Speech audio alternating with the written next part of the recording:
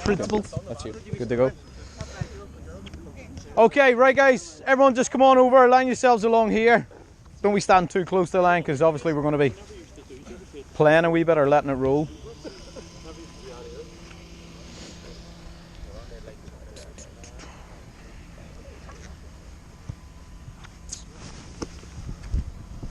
Okay, so this will be the size of the pitch.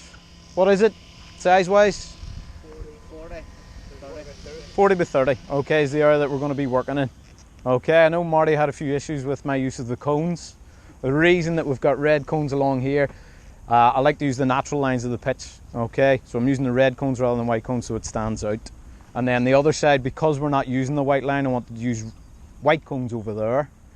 So you again know where the touch line is, but the red cones in the corner, just so it stands out. So that's just to put Marty's mind at ease, okay? So it's a 40 by 30 that we're playing in. Okay, as I say, I'll probably refer to it as 4v4s because that's what I've done a lot, but the goalkeepers will obviously be involved as well, so it is a 5v5. First and foremost, observations just about what we have on the pitch. Okay, there's 8 bibs out there. Any thoughts? Okay, we're looking at formations. What sort of formation then are we looking at for both teams? Or what would both teams, their roles? Okay, so we're looking at a diamond. Is there any difference in the two diamonds there though? One's wider. Okay, and which one's which then in terms of attacking and defensive? Grey's attack.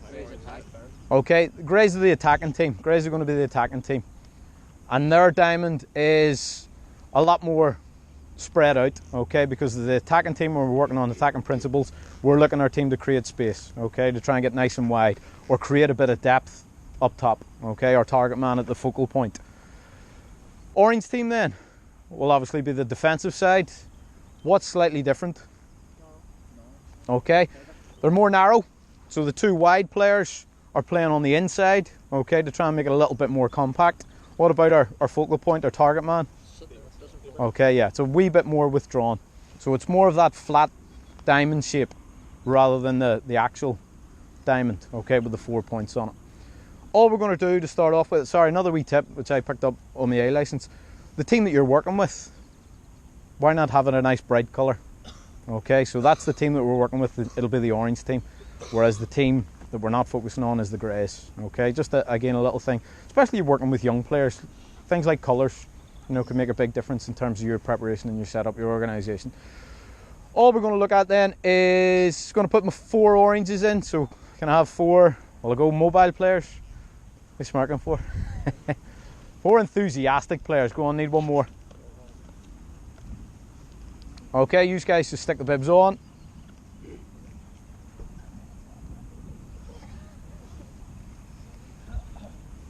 Now I'm going to try and cover quite a lot of points here. Okay, because there is quite a lot to cover.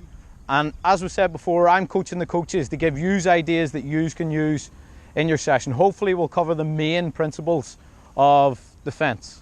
Okay, first thing I'm going to look at though is the shape. That's why I put those out there, and I need to make sure that they're moving realistically as a unit in relation to where the ball is. Okay, so set up like this, where do you think the attacking team might have the ball? You're pointing up there?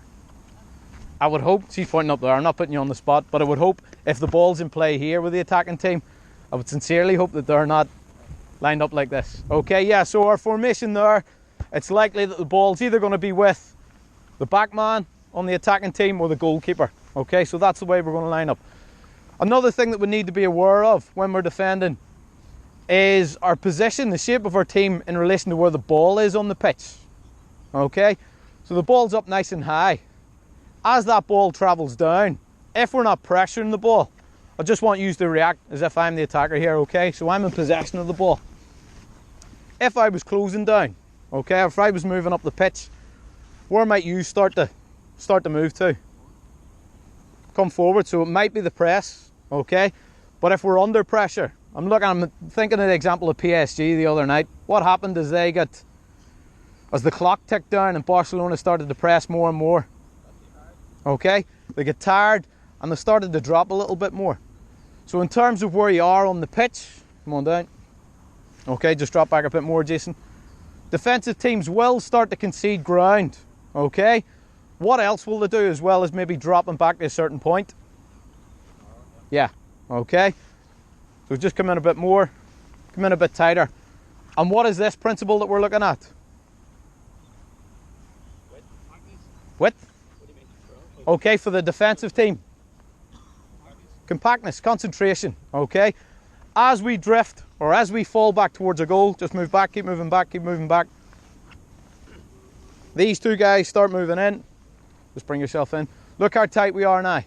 Okay, I was speaking to a couple of people this morning about, if you imagine this is the heart of the goal. This is the area the defensive team are trying to protect. If you imagine a U shape, or I was talking about a rock. If we have a rock there and somebody tries to throw water at that rock, it's not going to go straight through. It's not going to go through the middle. It's not going to penetrate. It's going to go down the sides. And that's what we're looking for from our defensive team. We don't want them playing through gaps, so they're nice and tight to cut off any through balls through there. And we're looking to try and show them down either line. Okay?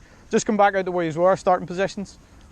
We will cover, that's just to highlight things like compactness and where we are on the pitch. Okay, I'll do that. All I'm going to do, as I said, if the ball was here, that's going to be a rough shade. Take yourself back just a little bit more, Robert. Okay? It's a little bit flatter than the diamond, and we've got our back man there as well. Okay, want you just to react now if it was this guy on the ball. Okay, so this is the winger for the attacking team. Okay, so good. We've got someone coming to press the ball now. So back there, maybe happy enough if they have the ball. Okay, we've got our shape. We're nice and high up the pitch. There's no issue there. As we start to threaten, then we need to start adjusting to the position. So we've got our first pressing defender. When we go into the game, I can coach him things like closing it down nice and early, dictating whether we want to show him inside to try and delay the attack and make him go sideways or backwards, or whether we want to show them a line, take him on a 1v1 because we have what here? Are we happy with this covering position? Okay. So again, it's the wee things that we've learnt in the 3v2s. Okay. Angles. Happy enough? Yeah, it's not bad. Good angle, good distance. Remember the eventual scenarios that we're potentially going to come into. And it's more than likely going to happen. Okay. If the pressing defender comes up and decides we're going to show him the line, what do we need from you, by the way, before you can do that? Okay, yeah. You tell him. You're there. Good covering position, good angle, good distance. If I'm going to take him on down the line, he's still got an opportunity to get to me. If I beat him, then we'll look to see if he can come over and cover. Okay, so we've got our depth and cover there. Is there anything else I need to address there? Yeah, okay. Remember that you must always coach your 4 players, okay? Must always coach them.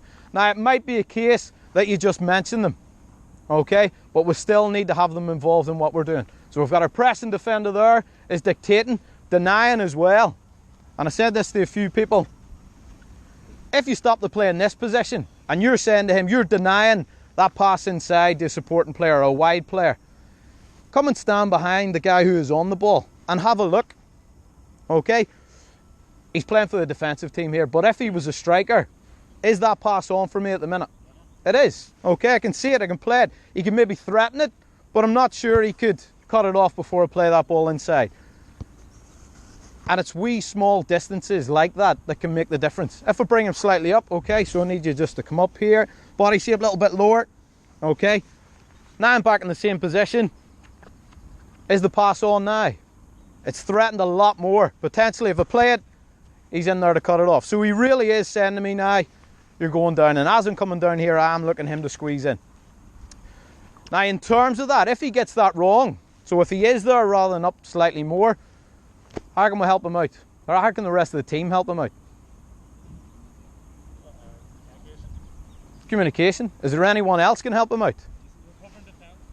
Yeah, he potentially could be a recovering defender, but this is why we'll have him flat. He's a little bit flatter in here. Okay, so he can now come in. He's a little bit more compact, and his position here is saying what if the ball, or if the person on the ball is looking to go inside. He's there. The striker, the grey striker there, the pass isn't on because Mark's got that covered. The wide ball to that man there is potentially cut out by him just being in there, just an extra body in field. And then Matty's also on the far side. What's Matty giving us? Okay, he's giving us the balance. And if I do try that Hollywood ball, which probably only he could play, and try the potential big switch to the far side, Matty could get there. Okay, and we will show this when we get into it. The balance, the thing you need to remember about the balance, Matty, just come on over. Jason, come a wee bit closer. Matty, keep coming, keep coming, keep coming, keep coming. Okay, this is just to highlight or emphasize the point of balance.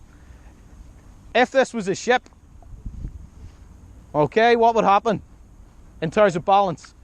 It's going to tip that way because every single one of our players are all in this half of the pitch. So Matty gives us that balance back out to where you were. Yep, Jason just falls in case we do play the switch. Okay, we'll put in, give me 4 greys just to go in as the attacking team so we can move the ball a little bit here before we get into the game. Oh, he's shied out. Go on, one more.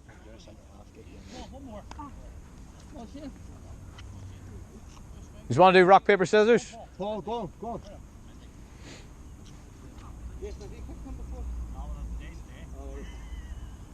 He's taking anyone else. Come on, Shane, quickly get that on you. Right, Rodney, you're getting the ball there for us.